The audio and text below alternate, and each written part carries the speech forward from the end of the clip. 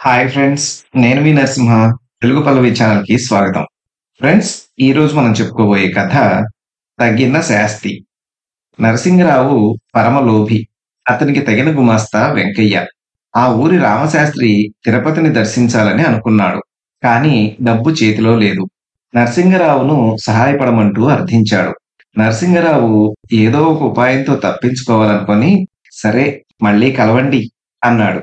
రామశాస్త్రి ప్రతినిత్యం నరసింగరావును దర్శించడం, ఏదో ఒక సాకు చెప్పి మళ్ళీ రమ్మనడం జరుగుతోంది.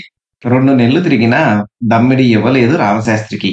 చివరకు విసిగిపోయి, ఇస్తారా లేదా అంటూ ఖచ్చితంగా అడగాలని నరసింగరావు ఇంటికి వెళ్ళాడు శాస్త్రి. సమయానికి వెంకయ్య కూడా అక్కడే ఉన్నాడు. రామశాస్త్రి రాకను గురించి వెంకయ్యతో చెప్పి, నరసింగరావు తిరుపతి చూడాలంటే ఏం భాగ్యం, ఇక్కడే ఉండి చూడలేమా, తిరుపతిలోనేనా దేవుడుండేది అన్నాడు. ఈ క్షణంలో ఇక్కడ మాత్రం లేడా, మనం అనుకోవడంలో ఉంది భేదమంతా అన్నాడు వెంకయ్య. ఆ ఏమన్నారు, ఇక్కడే ఉండి తిరుపతి దేవుణ్ణి చూడగలమంటారా? ఇంకేం, అక్కడికి వెళ్ళటం డబ్బు దండగే కదా, ఆ మార్గమేదో చూపెట్టండి అన్నాడు నరసింగరావు. నరసింగరావు కుమారుని దగ్గర ఉండే భారతదేశ పటాన్ని తెప్పించి, ఇదిగో ఇది మద్రాస్ అనుకోండి, ఇదంతా సముద్రం, ఇదిగో పర్వతాల గుర్తులున్నాయే, ఇందులోనే తిరుపతి కొండలున్నాయి. ఆ ఇదిగో ఈ గుర్తే తిరుపతి దేవాలయం, ఈ దేవాలయంలో ఉండే దేవుడు వెంకటరమణుడు, అదిగో అలాగ ఉంటాడు అంటూ ఎదురుగా గోడకు వేలాడుతున్న పటాన్ని చూపుతూ, స్వామి దయామయ, నీవు సర్వాంతర్యామివి కావా అంటూ మొక్కాడు వెంకయ్య. నరసింగరావు వెంటనే మొక్కుతూ రామశాస్త్రిని కూడా మొక్కమన్నాడు. రామశాస్త్రి వారి వింత ధోరణికి మిక్కిలి బాధపడి ఇంటికి చేరాడు. ఒకరోజు రామశాస్త్రి నరసింగరావు ఇంటికి వెళ్లి, రేపు సత్యనారాయణ వ్రతం కనుక భోజనానికి రమ్మన్నాడు. అక్కడే ఉన్న వెంకయ్యను కూడా రమ్మని పిలిచాడు. ఇద్దరూ వస్తామని మాట ఇచ్చారు. మధ్యాహ్నం దాటింది. భోజనానికి రమ్మని మళ్ళీ వచ్చి పిలవలేదు రామశాస్త్రి. ఎలాగూ భోజనానికి వెళ్తాం కదా అంటూ ఇంట్లో భోజనం చేయలేదు. ఆకలి బాధ నిమిష నిమిషానికి అధికం కాజొచ్చింది. ఇప్పుడొస్తాడు, అదిగో వస్తాడని అనుకుంటూ కొంతసేపు గడిపారు. ఇంతలో రామశాస్త్రి వచ్చి పిలిచాడు. ఇద్దరూ రామశాస్త్రి ఇంటికెళ్లారు భార్యలతో. ఇద్దరికీ వడ్డించు అన్నాడు రామశాస్త్రి భార్యతో. నరసింగరావు వెంకటయ్య పీటల మీద కూర్చున్నారు. రామశాస్త్రి భార్య విస్తళ్ళు వేసింది. విస్తళ్ల మీద నీళ్లు చల్లి నెయ్యి అభికరించి అన్నము, పప్పు, కూర, మజ్జిగ పులుసు, లడ్డు, మైసూరుపాకు, పులిహోర, గారెలు, బూరెలు, పరమాన్నం అంటూ శుద్ధముక్కతో రాయటం చూసిన నరసింగరావు వెంకయ్యలిద్దరూ ఆశ్చర్యపడ్డారు. అంతలో రామశాస్త్రి భార్య వచ్చి కూర అని రాసి ఉండే చోట వడ్డించింది. ఆకు మీద ఎన్ని వంటకాలు రాసి ఉన్నాయో అన్నిసార్లు వచ్చి ఆమె వడ్డించినట్లు గరిటె శబ్దం చేసి వెళ్లేది. అంతదాకా ఒక్క పదార్థం కూడా తమ ఆకుల్లో వడ్డించలేదు. ఆకలి మార్చేస్తుంది. ఏం తోచలేదు వాళ్ళకి.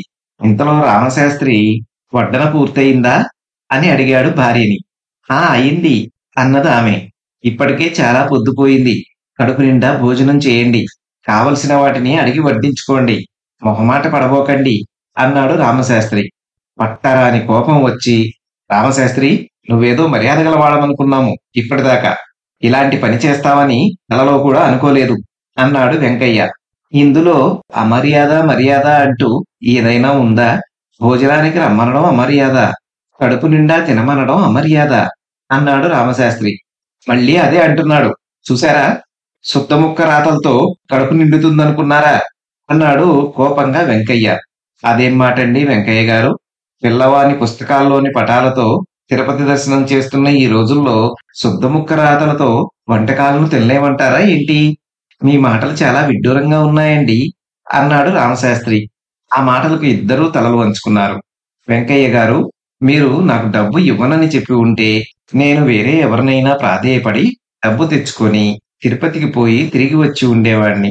మీ మాటలు నమ్మానని మీరు నన్ను పిచ్చివాడి కింద జమకట్టారు. యథార్థంగా చెప్పాలంటే మీకు తగిన శాస్తి చెయ్యాలని ఇలా నాటకమాడాను.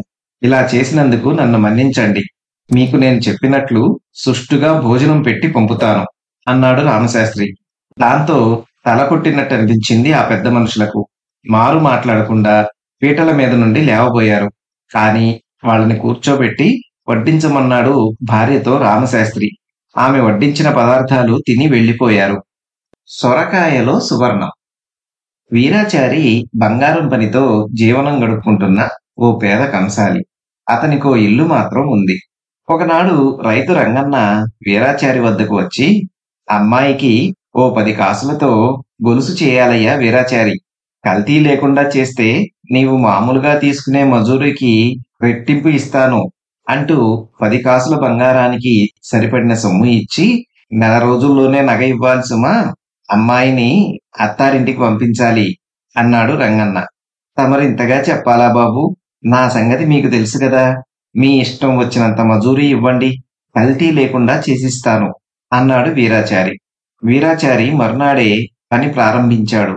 10 కాసుల బంగారాన్ని కరిగించి ముద్ద చేసి సాగ్గొట్టడం మొదలెట్టాడు. అనుకున్న నెల రోజుల కంటే ముందుగానే ఇవ్వాలనుకున్నాడు. ఒక సుత్తి దెబ్బ గురి తప్పి బంగారం ముక్క చివర తగిలింది. అంతే, రివ్వుమని ఎగిరిపోయింది. రివ్వుమనే శబ్దం తప్ప ముక్క మాత్రం కనబడలేదు. ఇంటి చూరులోకి దూసుకుపోయిందనుకున్నాడు.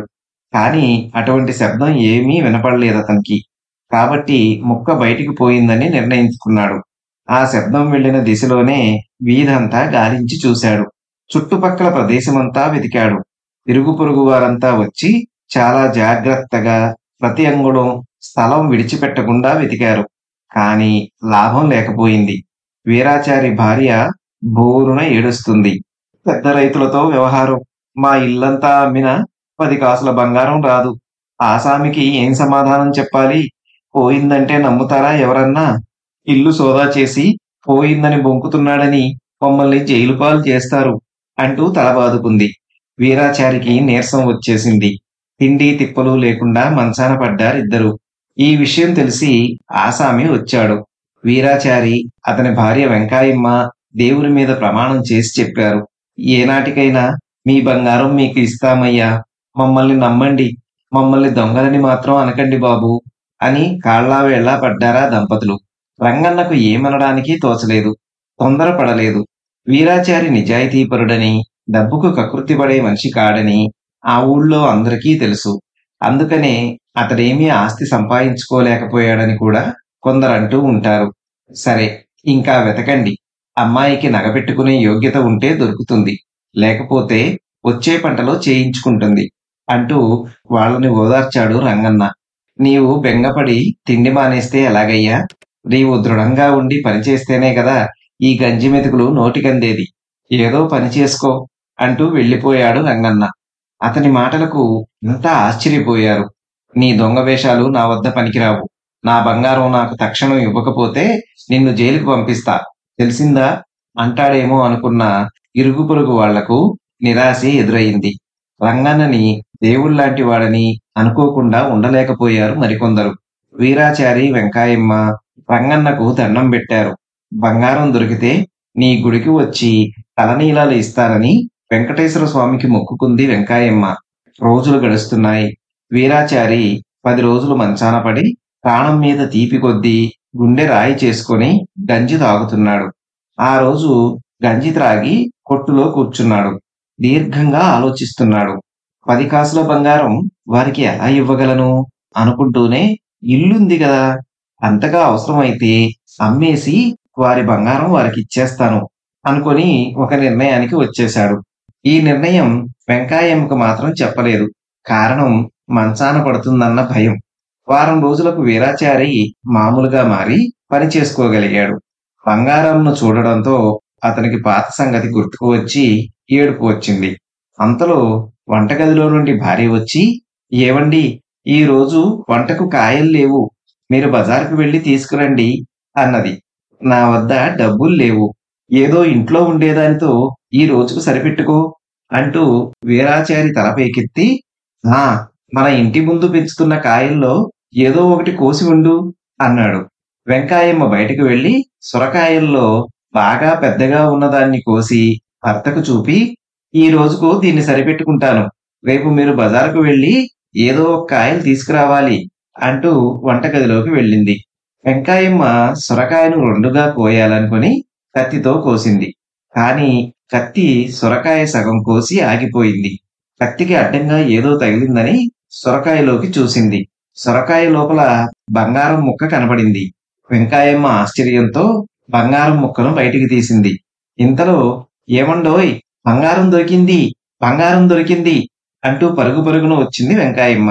ఏది, ఎక్కడ దొరికింది అంటూ వీరాచారి ఎదురెళ్ళాడు. ఇదిగోనండి బంగారం అంటూ సొరకాయ చేతిలో పెట్టింది. బంగారం బంగారం అంటూ నీ ఇల్లు బంగారంగాను సొరకాయ చేతిలో పెడతావేంటి అంటూ ఉరిమాడు వీరాచారి. సొరకాయ కోస్తే కత్తిపీటకు కంగున తగిలింది. చూసేటప్పటికి బంగారం ముక్క. అట్లాగే మీ వద్దకు తెచ్చేశాను అంటూ హడావిడిగా చెప్పేసింది భార్య. దానిలో ఉన్న బంగారం ముక్కను చూశాడు వీరాచారి. అరే, బంగారం అదే ముక్క సొరకాయ పొట్టలో దూరిందన్న మాట అనుకున్నాడు వీరాచారి. వెంకాయమ్మ కేకలు విని ఇరుగు పొరుగు వారంతా గుంపు చేరారు. అందరూ ఆశ్చర్యపోయారు. సొరకాయను మరీ మరీ చూశారు. అందులోకి ఎలా వెళ్ళింది అని ఆలోచనలో పడ్డారు. ఒక ముసలాయన ముందుకు వచ్చి, ఇదంతా చిత్రంగానే ఉంది, ఇదెలా అందులోకి వెళ్ళిందో తెలుసుకోవాలి అన్నాడు. అవును అవును అన్నారు జనం. సొరకాయలోకి స్వర్ణం వెళ్ళడం ఏమిటి, అంతా మాయగా ఉందే అంటూ వీరాచారితో, అసలు ఎక్కడ కూర్చుని బంగారం మీద దెబ్బ వేశావు, ఎలా కొట్టేవో చూపించు అన్నారు. వీరాచారి ఒక ఇనుప ముక్కను తీసుకొని బంగారం ముక్కను కొట్టినట్లు దాన్ని కూడా కొట్టాడు.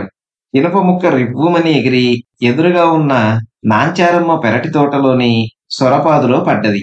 అందరూ ఆశ్చర్యపోయారు. ముసలాయన దృష్టి సారించి ఒక్క నిమిషం ఆలోచించాడు. ఇదంతా దైవ ఘటనరా వీరాచారి, నీవు అదృష్టవంతుడివి. నీ బంగారం రివ్వున వచ్చి సొరకాయలో దూరిపోయిందని తెలుసుకోవడం ఏమంత గొప్ప విషయం కాదు. సొరకాయ అప్పుడు పిందగా ఉండడం వలన ఆ రంధ్రం కూడిపోయి కాయ పెరిగింది. ఆ కాయతో పాటు నీ బంగారం నిన్ను వెతుక్కుంటూ నీ ఇంటికే వస్తుందనే సూక్తికి ఇంతకంటే ఆధారం ఇంకేం కావాలి అంటూ ముసలాయన కూర్చున్నాడు. అందరూ నిజం నిజం అన్నారు. నగ పూర్తి చేసి రంగన్నకిచ్చాడు. వీరాచారికి వెంకాయమ్మకు కొత్త బట్టలు పెట్టాడు రంగన్న. అవి ధరించుకొని ఏడుకొండలవాడ వెంకటరమణ గోవింద గోవింద అంటూ తిరుపతికి వెళ్లి తలనీలాలిచ్చి సుఖంగా వచ్చారు ఆ దంపతులు. అప్పటి నుండి వీరాచారి బంగారం పని చాలా జాగ్రత్తతో చేయసాగాడు. చూశారు కదా ఫ్రెండ్స్, ఇది ఈ రోజు కథ. మరొక మంచి కథతో తదుపరి వీడియోలో కలుసుకుందాం. ధన్యవాదాలు.